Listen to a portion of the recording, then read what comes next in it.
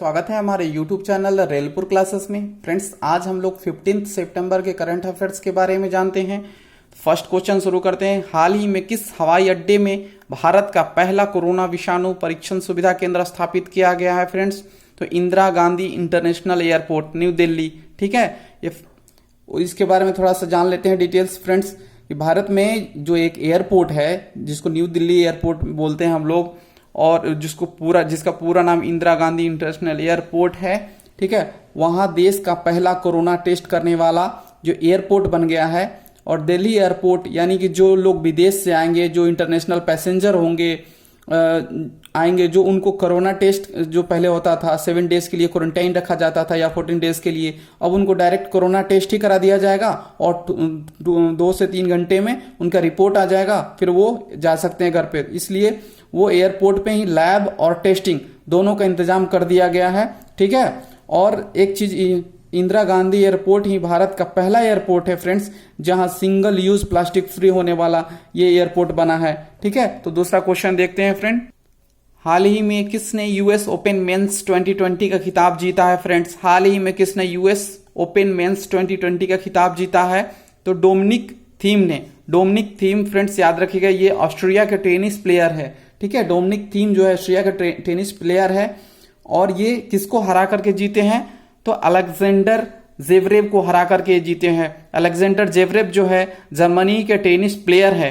ठीक है, तो फ्रेंड्स मैंने आज से थोड़ा सा बदलाव किया है अपने ये इस अब करंट अफेयर्स के क्लास में, क्योंकि जो मैं इधर ही लिख दे रहा हूं क्योंकि लिखने में प्रॉब्लम होती है और बहुत सारा चीज मैं बोलता था लेकिन वो चीज आप लोग जज नहीं कर पाते हैं, नोट नहीं कर पाते हैं, इसलिए मैंने ये वीडियो में ही पेपर पे ही लिख दिया है कि आप देख सकते हैं कि हाल ही में किसने यूएस ओपन मेंस 2020 का खिताब जीता है फ्रेंड्स। तो डोमिनिक थीम जो है, ये तो सही आंसर हो गया। डोमिनिक थीम ये ऑस्ट्रिया के टेनिस प्लेयर है, ये भी मैंने यहाँ लिख दिया है। और किसको हरा करके?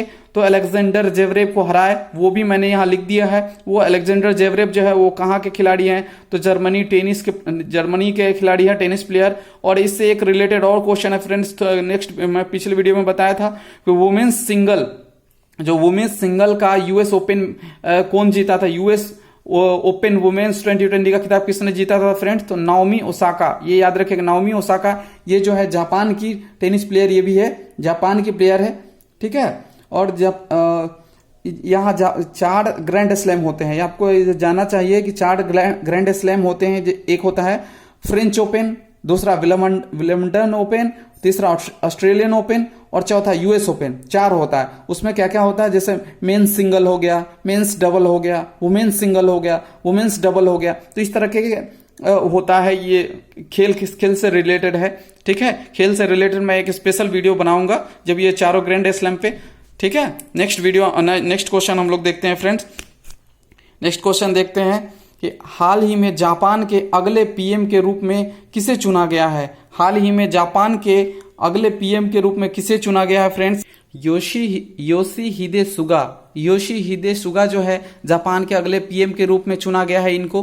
अब जापान के बारे में थोड़ा सा जान लेते हैं फ्रेंड्स। जापान की जो राजधानी है, जापान का जो कैपिटल है टोक्यो है, और यहाँ की जो करेंसी है येन कहा जाता है उसको।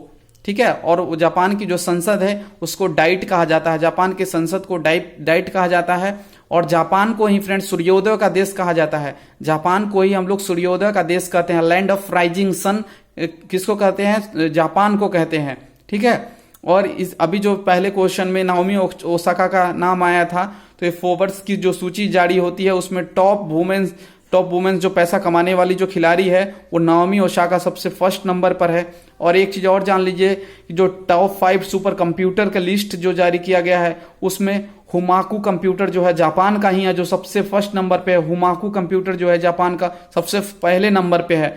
और एक चीज और जान लीजिए फ्रेंड्स, अमेरिका ने जापान पर एटम बम गिराया था। ठीक है, कब गिराया था? 6 अगस्त 1945 को हिरोशिमा पर, और जो नागासाकी पर गिराया था 9 अगस्त 1945 को।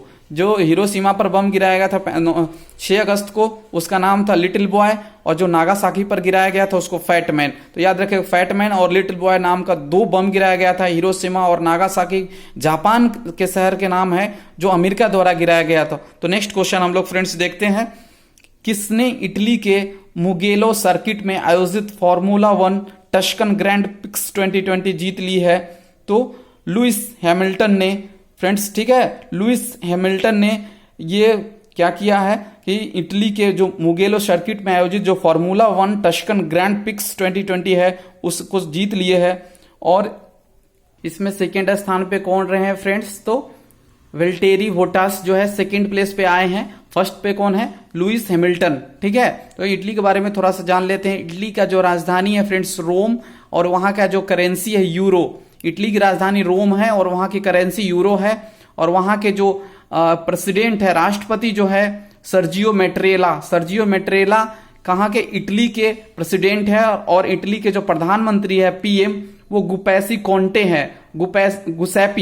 गुसैपी कोंटे फ्रेंड्स, सॉरी, गुसैपी कोंटे जो है वो इटली के प्रधानमंत्री है, ठीक है। तो मैं ये सब कुछ लिख दिया हूं, जो भी डिटेल्स है मैंने लिख दिया हूं एक ही पेज पर, आप लोग देख सकते हैं। और हमारी आवाजों पर गौर करेंगे तो समझ में आ जाएगा कि हम क्या बोल रहे हैं, ठीक है फ्रेंड्स। तो चलिए नेक्स्ट शुरू करते हैं। 5वां नंबर देखते हैं फ्रेंड्स। पीएम मोदी ने, प्रधानमंत्री नरेंद्र मोदी ने हाल ही में बिहार में 2 LPG बॉटलिंग पॉइंट्स का उद्घाटन कहाँ किया है फ्रेंड्स, तो बांका और पूर्वी चंपारण। बांका एंड ईस्ट चंपारण, बोले तो बांका एंड पूर्वी चंपारण में प्रधानमंत्री नरेंद्र मोदी ने बिहार में 2 LPG बॉटलिंग पॉइंट्स का उद्घाटन किए हैं।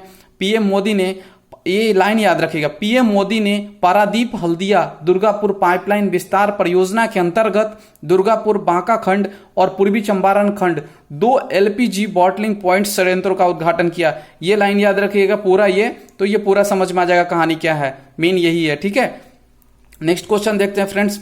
6ठा क्वेश्चन। G20 मतलब ग्रुप 20 देश जो है उसके श्रम और रोजगार मंत्रियों की आभासी जो बैठक है में, उसकी बैठक में भारत का प्रतिनिधित्व किसने किया था, तो संतोष गैंगवार ने। संतोष गैंगवार को याद रखिएगा, ये जो है 31 मई 2019 से संतोष गैंगवार जो है इस पोस्ट पे बने हुए हैं, ठीक है। नेक्स्ट क्वेश्चन हम लोग देखते हैं फ्रेंड्स। वर्ष 2020 और 21 के लिए वर्ष 2020-21 के लिए audit bureau of circulation, short में ABC बोलते हैं, ABC के अध्यक्ष के रूप में किसे चुना गया है, तो देवेंद्र विजय दारदा को, ठीक है, देवेंद्र विजय दारदा को चुना गया है, अध्यक्ष चुना गया है। वर्ष 2020-21 के लिए ऑडिट ब्यूरो ऑफ सर्कुलेशन के लिए चुना गया है इनको। और ये इनके उपाध्यक्ष किनको चुना गया है, करुणेश बजाज को चुना गया है। और ये जो ऑडिट ब्यूरो ऑफ सर्कुलेशन है इसकी स्थापना 1948 में हुई थी और इसका मुख्यालय जो है फ्रेंड्स मुंबई महाराष्ट्र में है। और यह क्या है, यह जो है यह जो संस्था है, ये जो प्रमुख प्रकाशनों और समाचार पत्रों और पत्रिकाओं के सर्कुलेशन को प्रमाणित और ऑडिट करने की एक एजेंसी है। इसलिए मैंने ये लिख दिया है, हर एक क्वेश्चन में इसका डिटेल्स लिख दिया है कि इसके अध्यक्ष कौन है, कब स्थापना हुई, मुख्यालय कहाँ है, कहाँ स्थित है और ये है क्या। मैं ये पूरा डिटेल्स इसलिए लिख दिया हूं क्योंकि आप लोग को समझने में बहुत आसानी होगी। तो चलिए दूसरे क्वेश्चन देख।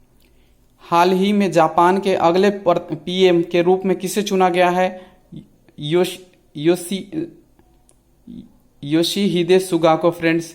योशिहिदे सुगा, नाम भी डिफरेंट रहता है। योशिहिदे सुगा को चुना गया है जापान का प्रधानमंत्री। तो पिछले क्वेश्चन में हम लोग जापान के बारे में फुल डिटेल्स देख चुके हैं। तो चलिए आगे बढ़ते हैं। हाल ही में किस राज्य सरकार ने मुख्यमंत्री महिला कल्याण योजना शुरू की है। हाल ही में किस राज्य सरकार ने मुख्यमंत्री महिला कल्याण योजना शुरू की है, तो गुजरात सरकार ने। फ्रेंड्स ये योजना है क्या, महिलाओं में स्वरोजगार को बढ़ावा देने के लिए, जो ये ब्याज मुक्त कर देने के लिए, ये जो गुजरात की सरकार है वो महिलाओं को स्वरोजगार को बढ़ावा देने के लिए वो ये लोन देगी, ठीक है। वो लोन जो होगा कर मुक्त होगा, मतलब उस पर ब्याज नहीं देना पड़ेगा। और वो ये जो है 17 सितंबर जो है प्रधानमंत्री का जो बर्थडे है, जो पीएम नरेंद्र मोदी का जो बर्थडे है वो सेम डेट को ये स्टार्ट किया जाएगा, लॉन्च किया जाएगा। इस योजना से महिलाओं को आत्मनिर्भर बन सकेगी। जो इसका मेन उद्देश्य क्या है कि महिलाओं को आत्मनिर्भर बनाया जाए, ये गुजरात सरकार का सोच है। तो 10वां क्वेश्चन देखते हैं फ्रेंड्स की हाल ही में किस राज्य सरकार ने कोविड-19 से लड़ने के लिए मेरा परिवार मेरी जिम्मेवारी अभियान की घोषणा की है, तो महाराष्ट्र की सरकार ने। महाराष्ट्र के जो मुख्यमंत्री है उद्धव ठाकरे, जो शिवसेना पार्टी से बिलोंग करते हैं, और वहाँ के जो हाई कोर्ट के चीफ जस्टिस है दीपांकर दत्त है, जो महाराष्ट्र के हाई कोर्ट के चीफ जस्टिस है दीपांकर दत्त, ये याद रखिएगा फ्रेंड्स। और ये जो है, ये जो योजना चलाई गई है मेरा परिवार मेरी जिम्मेवारी अभियान, ये किस लिए, ये इसमें होगा क्या कि चिकित्सा का जो टीम है, जो महाराष्ट्र सरकार एक चिकित्सा का टीम गठित करेगी, वो सारे चिकित्सक जाके और घर घर जाएंगे और जो वहाँ के लोग हैं जो बीमार हैं उनको हॉस्पिटल में एडमिट करवाएंगे, और जो लोग कोरोना के बारे में नहीं जानते हैं या उसको विशेष करके उनको कोरोना के लक्षण के बारे में जानकारी दी जाएगी और उससे बचने के उपाय के बारे में बताया जाएगा। यही मेन उद्देश्य है मेरा परिवार मेरी जिम्मेवारी। और जो परिवार के सदस्य उनको भी बताया जाएगा कि आप दूसरे परिवार को इसके बारे में जागरूक कीजिए। ठीक है, तो अगर ये आपको वीडियो अच्छा लगा हो, अगर हेल्पफुल लगा हो तो प्लीज़ लाइक करें, शेयर करें, और अगर हमारे चैनल पे नए हैं तो प्लीज़ हमारे चैनल को सब्सक्राइब करें। Thank you for watching this video.